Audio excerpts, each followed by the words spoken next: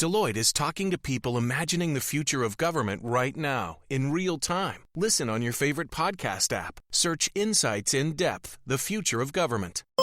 This is a Federal News Network podcast. Expenses rose, but so did financial liquidity. That sort of summarizes what happened to the U.S. Postal Service throughout the pandemic.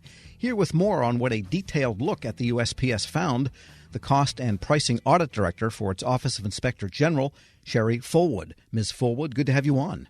Good morning. So everyone kind of had the sense that there would be a financial impact, probably many of them, on the Postal Service from the pandemic. And that's what you were trying to find out in general? Generally speaking, yes. All right. And tell us basically what you found out here.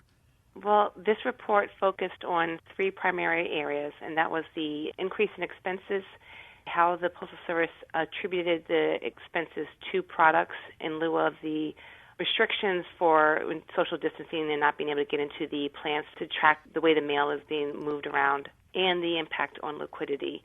Our liquidity assessment was in line with what the Postal Service reported.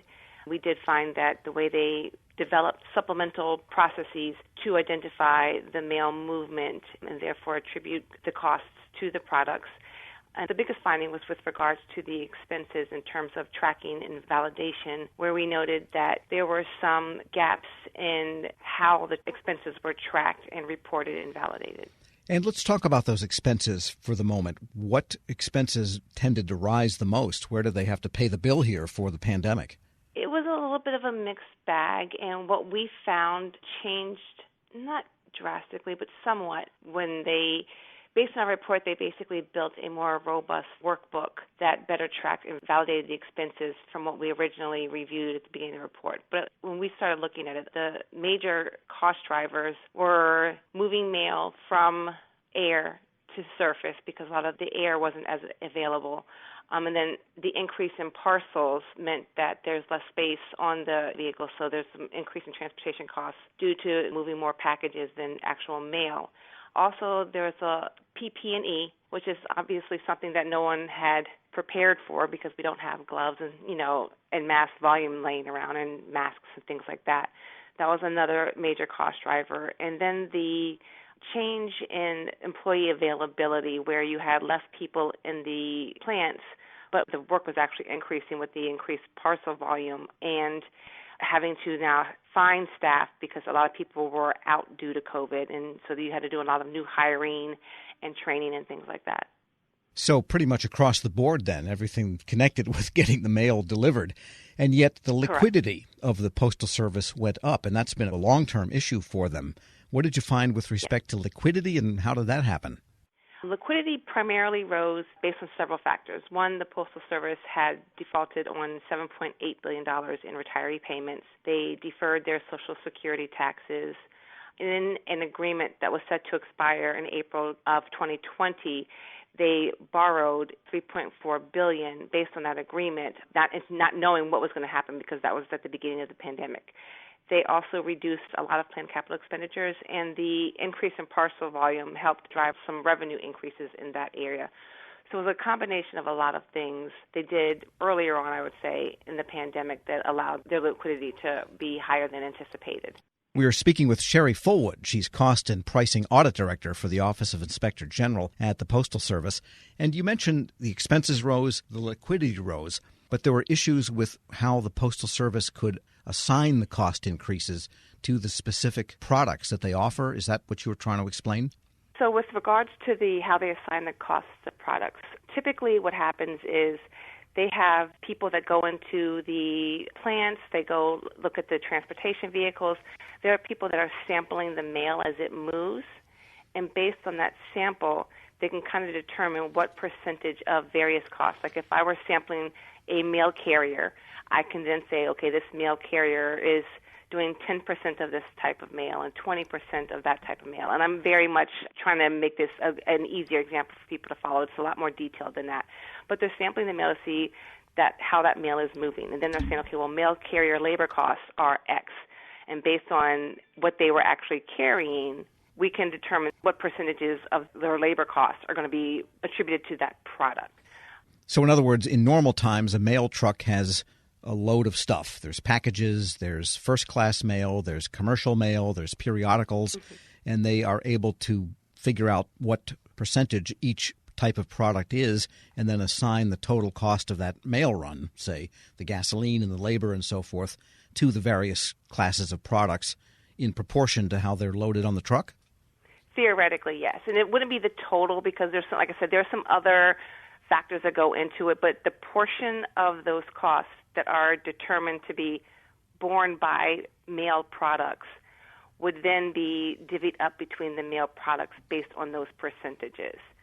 The technicians that normally sample the mail weren't able to always get in to sample the mail due to social distancing and other COVID restrictions, for the safety of them as well. And so what they did was they were able to use one of their other data systems to get the data that they needed so that they could then make sure they had enough samples, so to speak, to attribute the cost to the products. Got it. So it sounds like that could maybe be a permanent workaround if it's accurate. They're evaluating it now to see if that is something that they can put into place on a permanent basis, and that would be utilizing data from a system as opposed to people all touching the mail. Yeah, because every piece of mail has a barcode. It seems like that might be a clue as to where you could find out that particular data of what type of mail it is, and therefore what the costs attributed to it might be. Yes, that is what they're evaluating now. And then they would have to propose that with the PRC for approval. So adding this all up, what are your main recommendations for the Postal Service? Our main recommendations were the largest concern that we had and what we recommended was that there wasn't a documented process. They had processes in place for how to track and validate expenses due to natural disasters or smaller local unanticipated events. They did not have anything in place for a nationwide exigent event, whether it be a pandemic or other crises. So it took some time to kind of develop something that made sense. And what they were doing originally was everyone was just kind of grabbing their costs from the various places and estimating costs, but uniformity wasn't there. So our recommendation was to develop a uniform process that somebody can kind of follow to say, okay, if something happens, particularly on a larger scale level, how should we be tracking these costs? How should we validate these costs? So there's a little bit of a roadmap to follow in the future so people don't have to pivot when something unexpected comes up. And they went along with the recommendations? They agreed with you? They did agree with us, and they have developed a stronger workbook. They have shared it with us. We have looked through it. We have not assessed it or audited it, but just on the face of what we saw, it is an improvement from what they gave to us at the beginning of this audit, and when they are completed, they would give that to us for the review to close out the recommendation. All right. Sherry Fullwood is Cost and Pricing Audit Director for the Office of Inspector General at the U.S. Postal Service. Thanks so much for joining me. Thank you very much. Have a good day. We'll post this interview along with a link to her report at federalnewsnetwork.com/Federal Drive. Subscribe to the Federal Drive at Apple Podcasts or wherever you get your shows. We now bring you a special presentation from our friends at WAEPA. Shane, thanks for joining us. Can you tell us about WAEPA and your new podcast? Mike, great to see you again. The podcast series, Lessons in Leadership, what we're trying to do is take a deeper dive, a different angle into the conversation around leadership with great leaders at all levels of government. Since the 1900s, leadership has been studied in a serious and academic way. Great man theory, the leader-follower theory, the inspirational leader, transformational leader, all of these are backward-looking development of styles, looking at an individual, figuring out how they did leadership, and then translating it into a form that we can use today to learn, to perhaps emulate, copy. But great leaders, they have more than one style. I truly think that a great leader can adapt and transform into the role that's needed at that time. So what we're trying to do is talk to great leaders and go a level deeper. Tell us about a story in your past. Tell us an inspiration that really affected your ability to lead others. And this certainly applies in the federal space. The federal government, it's over 2 million employees. Great leaders are throughout the federal government, both at the top and the middle ranks. And what we want to do is ask them to pull inside their memory, pull inside their personal history, find those moments in time when they were changed, they were inspired, they learned something about leadership from another person, perhaps it was from themselves, and they brought that to the workplace, and they inspired others and became great leaders. So that's what we're trying to do with the podcast. Okay, so I get that you wanted to start with leadership, but what makes leadership such an important topic right now for federal workers? Great question. Leadership today is tested like never before.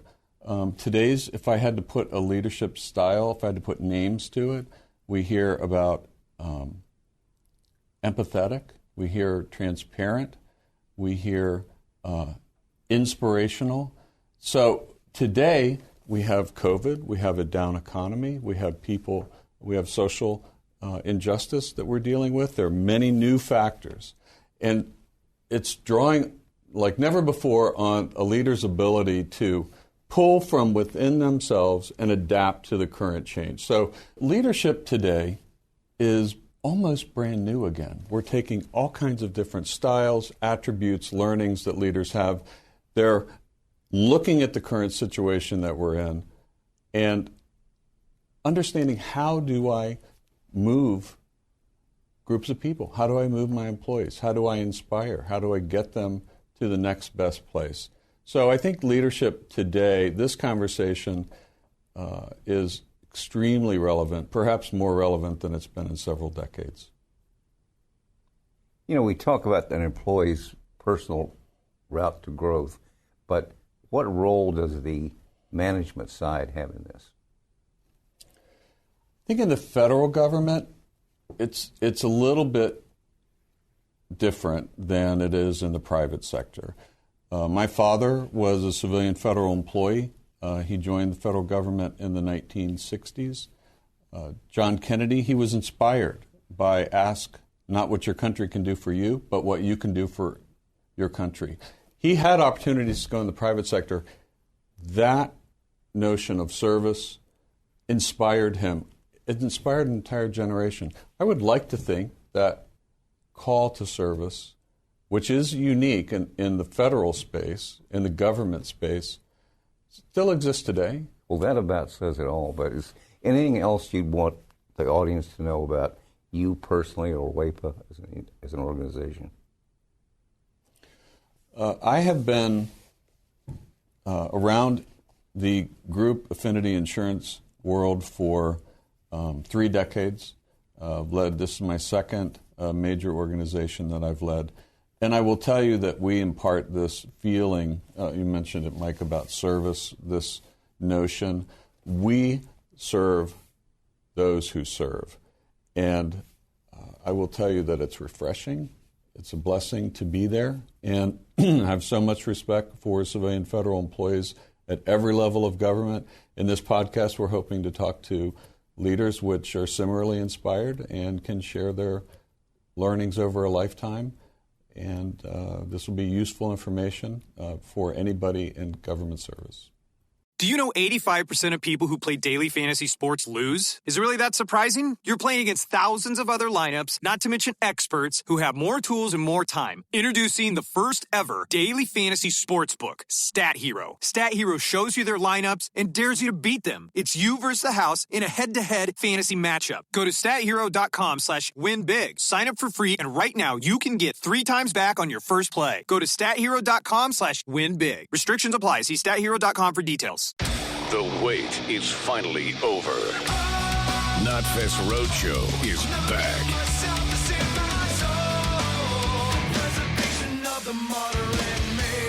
October 13th, Jiffy Lube Live. Featuring Slipknot. With Killswitch Engage, Fever 333, and Code Orange. Tickets on sale now at livenation.com. Part of the Mattress Warehouse Concert Series.